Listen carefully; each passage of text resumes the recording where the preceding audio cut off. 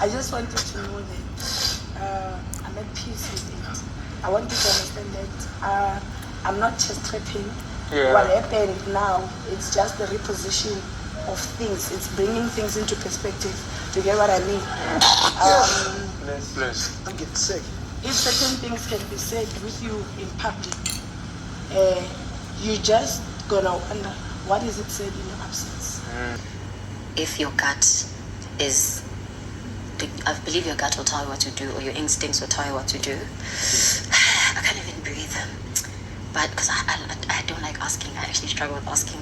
But I'm gonna ask you that if it's okay with you, and if it's something that you wouldn't mind doing, and based on this short conversation we just had now, would you consider giving me one envelope?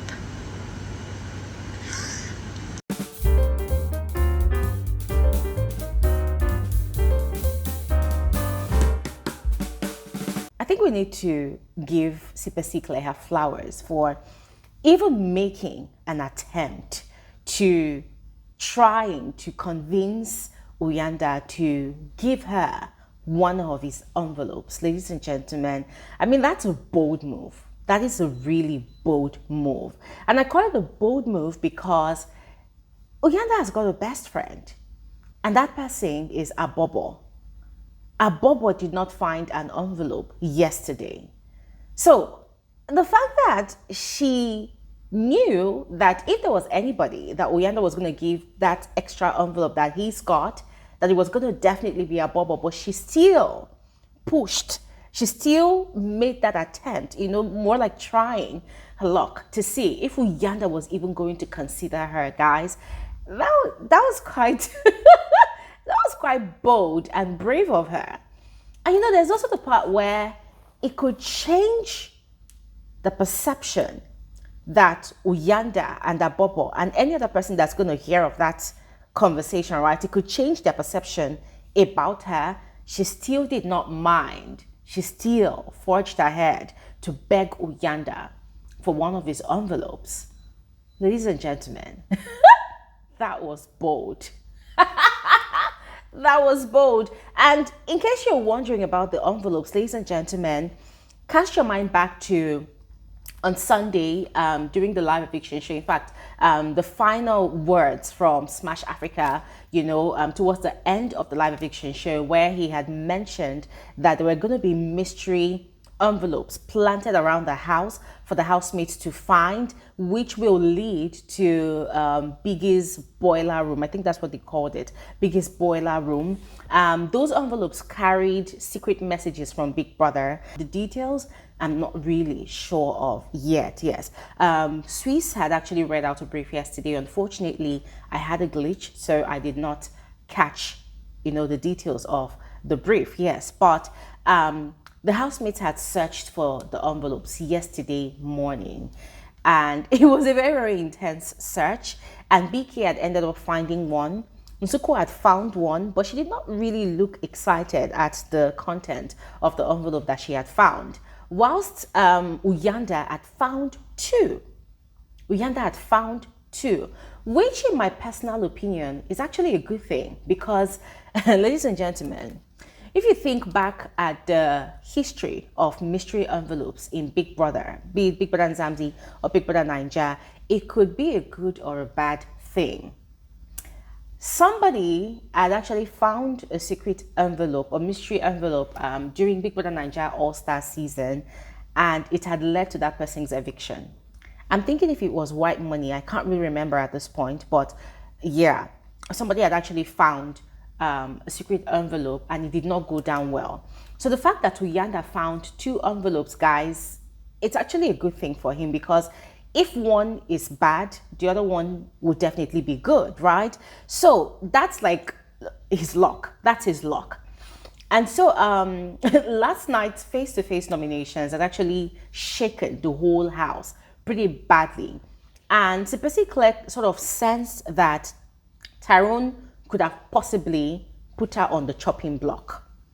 And so she was trying to, prepare herself for it. She was trying to at least have something, to save her neck, come Sunday, just in case, it turned out that she was the one that Tyrone had automatically nominated. And that was the reason she had made that move to Uyanda to beg him for one of the envelopes. And, guys, it was the way she had approached the conversation. She had not gone direct.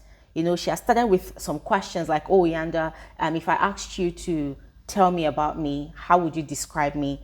Uyanda had described her.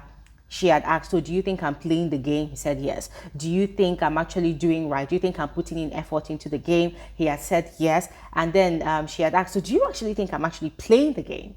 And Uyanda had really described Siphesihle and told her that you are strategy itself. The fact that you're outspoken, you're vocal, you do not hold back, you're not really a groupie, you speak your mind, you are confident, you're independent, you are the game. And it was after Uyanda had spoken all of those beautiful words to her that she had then begged him for an envelope. The guy was speechless. He was shocked. He could not even speak, But then she was quite smart about it as well, because she had put him at ease by telling him that, listen, you are under no obligation to give it to me. If you don't want to give me one, I would definitely understand. We are still G's, we're still friends, but I would really appreciate it if you can give me one. So it came across like she wasn't trying to mount pressure on him, but was in a way begging him to really consider giving her one of the envelopes. And she had told him to think about it, and he said, okay, fine, he will think about it. But it was very obvious that Uyanda was really shocked, because he probably did not see it coming. He probably did not think Siphesihle would ask for the envelopes, and it had sort of worried him, because whilst they were having that conversation, in fact, towards the end of their conversation, Abobo had come to join them upstairs, and then the conversation had ended. So Uyanda had gone downstairs with Abobo, and I think he had mentioned it to Abobo, not in details, but he had mentioned it to Abobo, and it had developed some sort of skepticism in him. He was not wondering that he never thought Siphesihle would do such, asking for an envelope. Now it's making him wonder if he's with the right person. So Mandy Hagan had joined them in that conversation and wanted to really know what we were talking about, but they did not fill her in on the details of what they were discussing. I would love to hear your thoughts in the comment section below, all right?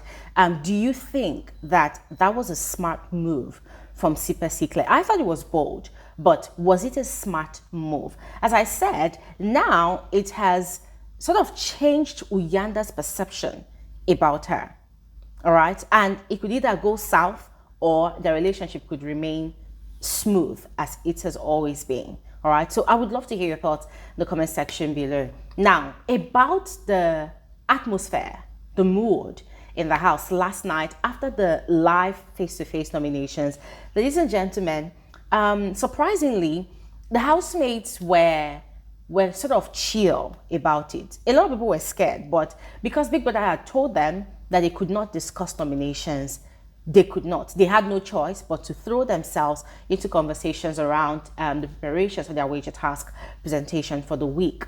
But despite the ease in the house, there was tension with Nsuku. Nsuku was really heartbroken. She was sad. She had had this long period of deep thinking in the garden. She was really sad. And in a conversation with Muzi, BK, Tyrone, Swiss, they had asked her, of course, how she had felt, that what if she had won the head of house title and she had chosen what's her name, Mata, as guest, that does she think it would have affected their relationship or their choice of nominations? And for her, she had said that, well, she wasn't really disappointed that the whole thing had happened the way it had happened. That, as a matter of fact, she was actually happy and grateful that the face-to-face nominations had happened and Mata had done what she had done. That the only way forward for her now is to reposition her priorities and her mind towards their relationship, that this is just an eye-opener for her. That now Mata said what she said in public, that what about the things that Mata had been saying about her behind her back that she wasn't really aware of, so she's just going to take everything, in good faith and not really kill herself over it. And guys, I actually loved that angle, you know, that Nsuku was thinking from, because if you think about it, at the end of the day, what's she gonna do about it? You know, what's she gonna do about it? Yes, she will be hurt, but it is what it is. At the end of the day, it's a game. It's a game. But one thing I know for a fact is that Mata has completely destroyed, like burnt, destroyed, broken, in fact, completely destroyed that bridge, that friendship that she's got with Nsuku. And I'm looking forward to after the show. I want to really know if there will be any chances at all of mending fences, of building back that bridge, because that was a very, very deadly game that Mata had actually played against Nsuku last night. And you see, something like that actually happened between Sister Mara and Terry Treasure during Big Brother Mzansi season 3. Guys, it was brutal. For those of you that followed up with that season, it was brutal, but they became very good friends. They even opened a podcast together. So let us see if that is going to be the case between these two girls. I was actually waiting up last night to see if they were going to have a conversation about that whole situation, but I did not hear. Maybe I missed out on it, guys. If they did, let me know in the comment section below. But as at last night, they were just basically discussing their wager preparations, and they were laughing as usual, like, you know, all was well and good between both of them. But we know that deep down, all is not well. And also, speaking about the aftermath of the face-to-face nominations, Nate decided to seize that opportunity to explain herself to Nsuku, Mshini, and Pilile. You know, in other words, she was trying to create some sort of relationship with the ladies, because if you think about it, she doesn't really have a relationship with the girls. She's being mean and nasty towards them, you know. So she was explaining herself, and they were laughing about it. You know, it was a very, very nice conversation. They were laughing, they were having fun. At some point, it had seemed like they had reached an understanding, you know, in this their beef. But you never know.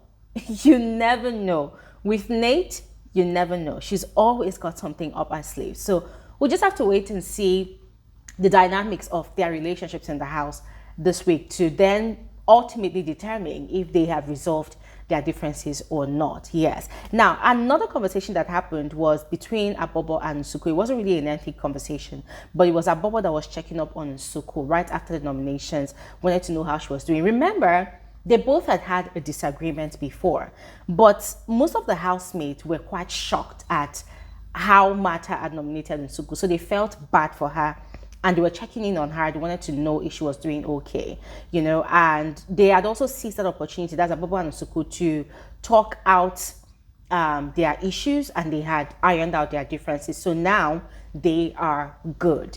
So ladies and gentlemen, that is that. I'm going to stop talking here right now because I would love to hear from all of you. So please go ahead, share your thoughts in the comment section below.